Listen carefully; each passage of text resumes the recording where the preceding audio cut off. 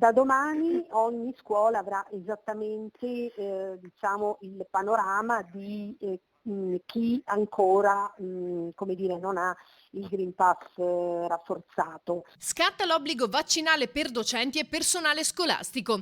Al momento non è dato sapere quale sia in percentuale il numero di dipendenti privi del vaccino nella nostra regione per motivi di privacy, ma con i nuovi controlli chi finora ha scelto l'opzione tampone dovrà cambiare idea. In caso contrario scatterà la sospensione dal lavoro senza stipendio e una pesante sanzione amministrativa. Le scuole controlleranno attraverso questa piattaforma chi ha il disco verde, la spunta verde, quindi vuol dire che ha il Green Pass rafforzato.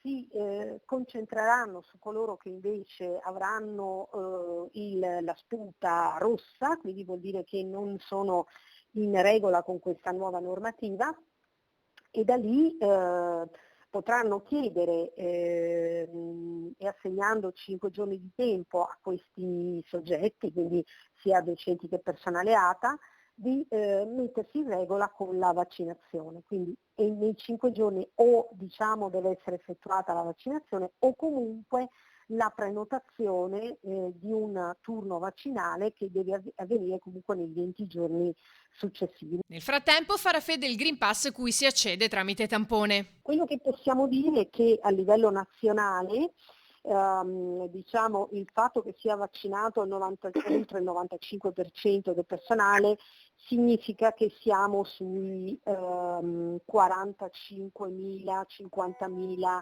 soggetti a livello nazionale non vaccinati, e quindi a livello veneto si potrebbe trattare di non più di 2-3 mila persone. L'obbligo non sarà solo per i dipendenti scolastici, ma anche per vigili del fuoco e forze dell'ordine. A chi si defilerà ritiro dell'arma, multe e sospensioni.